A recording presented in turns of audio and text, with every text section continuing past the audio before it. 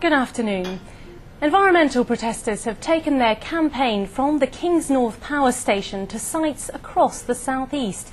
They've staged a protest near Gatwick Airport and 8 activists were arrested this morning when they climbed onto a biofuel terminal in West Thurrock.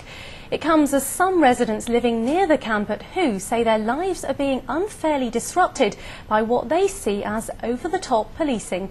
Simon Jones reports now on those living in the shadow of the climate camp.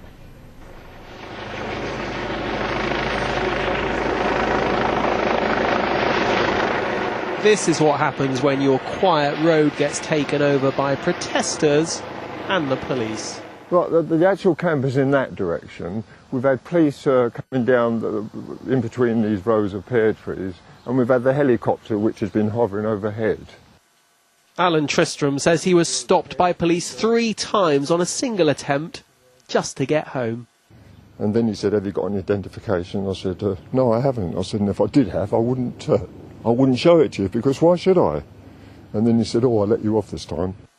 It's been a week of tension. On Monday, protesters clashed with police inside the camp, campaigners accusing officers of being heavy-handed. The police then paraded a haul of weapons they said were uncovered near the camp. The police say they've set up this drop-in surgery near the camp so residents can pop in with any concerns. They also say they wrote to everyone on the Hoo Peninsula twice and organised a series of public meetings. But the protesters say if residents are inconvenienced, it's the police to blame. Locals are saying they're having to put up with this because of your camp. And this helicopter is flying over at 3 o'clock in the morning, about 20 metres, 30 metres above the tents, disrupting people. That obviously is going to disrupt the locals at all.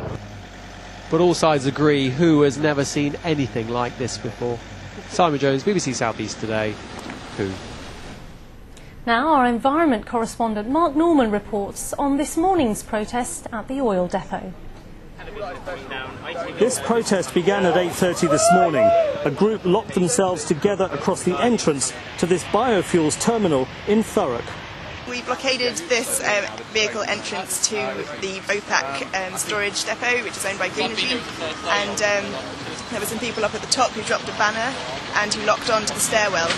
Then 4 protesters chained themselves to the stairwell around one of the storage tanks. Specialist police officers are talking to the protesters who have chained themselves to the metal stairway that wraps itself around the oil silo.